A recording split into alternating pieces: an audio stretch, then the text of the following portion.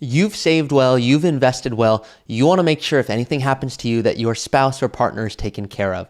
This is exactly what I'm going to be talking about in today's video, which is all about how do you make sure your spouse is taken care of in case anything happens to you. I know it can feel dark to talk about, but I want to make sure that you're able to sleep at night knowing you have everything in place for your spouse or your partner.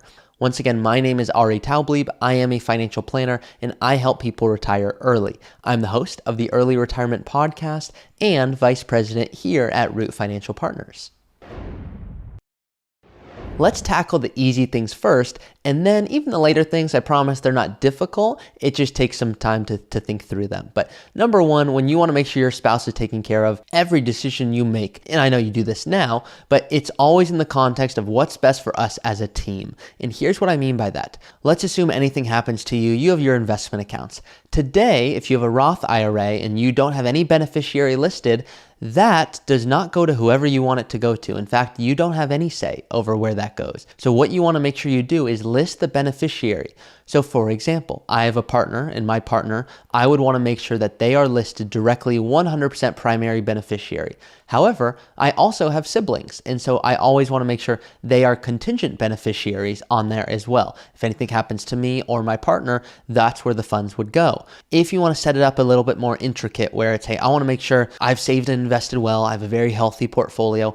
I don't want to make sure my, grandnephew or grandson or my daughter, I don't want them to receive all of these funds all at once. That's where you want to set up a trust to make sure you can have it outlined the way you see fit. Now that's kind of step one. Here's the thing though, you don't need that on all of your different accounts. Most people think that you do. There are certain accounts, for example, a joint account, which is, joint tenants with rights of survivorship. That's how most joint accounts are set up. They're not all set up that way. There's tenancy in common, tenants by entirety, a few other ways of doing it. But joint tenants with rights of survivorship means that you, for example, are going to open an account with your partner. And if anything happens to you, the funds automatically are with your partner. There's not an additional process or step that occurs there. So in this example, your primary beneficiary, taking my example, would be my siblings because my partner and I both own it jointly. It would then go to my siblings. So that's kind of number one, just tackling a few easy things here. What I just mentioned are beneficiaries at your investment account level. You can do the same thing at your bank.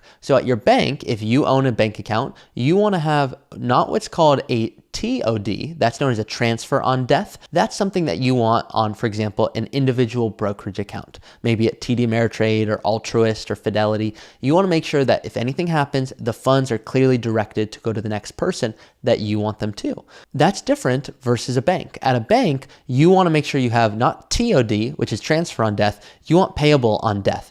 Here's where you want the funds payable, and that can be, once again, to your partner, siblings, things like that. So tackle the easy things first. Those are just simple forms or things to set up. Now, most people have that in order already, but that is really important, and it's the reason I'm starting with this, even though it's not the sexy side of planning. To me, I've got my little agenda here. I want to make sure that we are tackling the most important, easiest fixes right off the bat. So that's easy. Now let's take it a step further. Let's look at Social Security planning. And I promise all in the light of an early retirement when I think through this.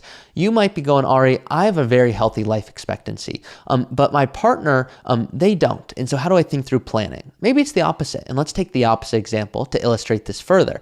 Let's assume that you're unfortunately not too healthy, but your partner is very healthy.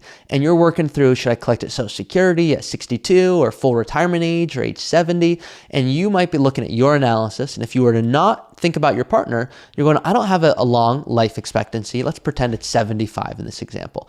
Well, you could wait until 70 and collect a higher benefit, but it's for fewer years. So you'd actually not really reach, if you will, the maximum benefit, even if it's the highest amount because you're getting it for less years. In this case, age 62 would likely be your best option. So what you're looking at is, should you collect at 62? That's kind of frame of thinking one. The next level is going, well, if you know that you have a partner and your partner is expected to live a very long time, and let's pretend they don't have their own Social Security benefit. They are now relying on you to assist with their income needs and assuming that you want to help them, get the most out of their money and make sure that they are taken care of. It's not just a one decision, kind of making it in a silo. You are going to look at this and you're going, based off my income needs, I want to make sure my partner is going to be okay because Social Security benefits are, of course, for the duration of life. So what you may want to do in this situation is say, when should I wait? Should I collect at age 70?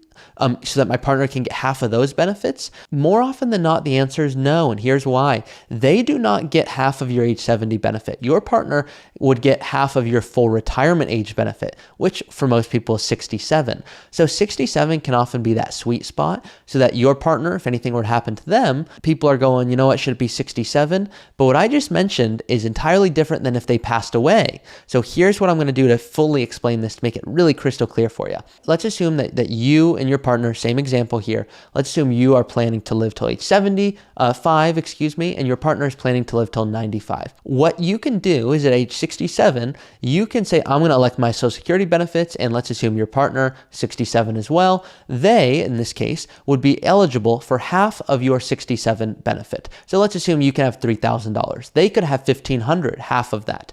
If their own benefit shows that they could have $1,200, they might look at that and go, you know what? Should I instead take my own benefit or spousal? In this situation, that $1,500 benefit would make most sense. So the spouse or the partner, if you will, in this case, is always determining, should they take their own benefit? Is that higher than half of your benefit at full retirement age? If so, take that. If it's less, then makes most sense to take their own benefit. So a planning point there. But now let's pretend that you pass away and it's earlier than 75. Let's pretend that you pass away at 71 and you collected at 67 and it was at $3,000 a month. What happens now is they are now collecting your $3,000 a month.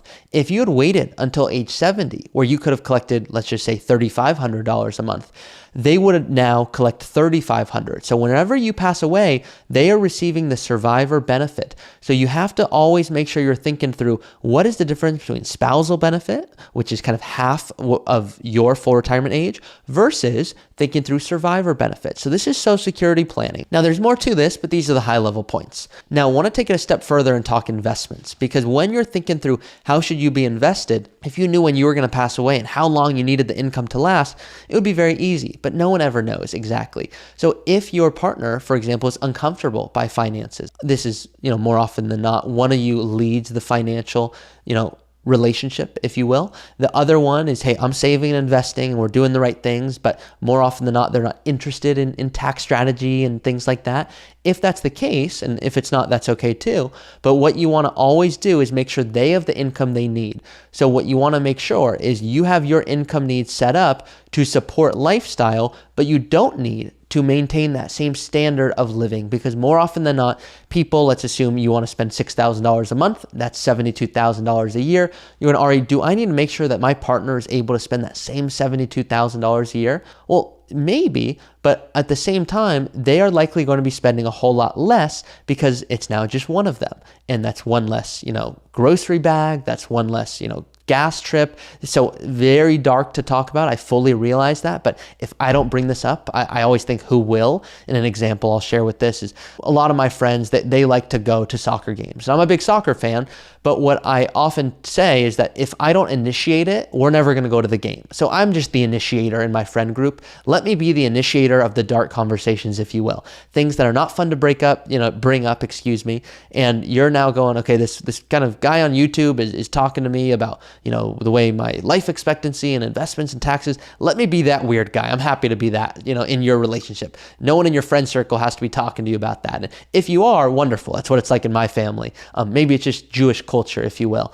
But regardless, this is, one of those other things that people oftentimes do not consider, which is how do you align your investments to support your lifestyle? But if anything happens to you, your spouse does not have to decrease their standard of living. Even if they don't want to, that's different. If they go, hey, I want to be able to maintain standard of living, but the reality is instead of $6,000 a month or $7,000 a month, maybe they're spending $4,000 a month or $5,000 a month. Maybe even that sounds high to you, but I'm just telling you what a lot of my clients spend. They might go, Ari, I couldn't even spend that much if I wanted to, but I want you to know that they are okay and they have what you need. And most people, that's all they want. They want to make sure their spouse and partner is okay.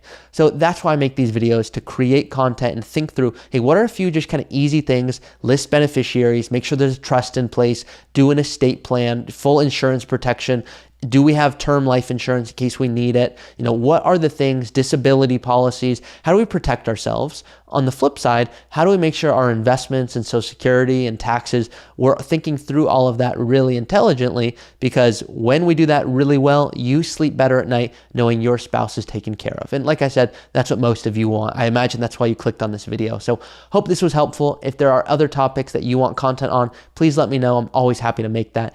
If you're looking for a custom strategy to understand how you can protect you and your partner, you can always reach out to me. I love what I get to do, help people retire early and make sure they're really confident with their finances. So once again, thank you for watching this video, and please like and comment for what you'd like more of. Thank you so much for watching today's video. If you don't know, I am the host of the Early Retirement Podcast, and this is what I love doing. I help people create a custom strategy to retire early. You can always reach out to me or a member of our team here at Root, and we would be happy to walk you through our planning process to show you how we can help you get more life out of your money.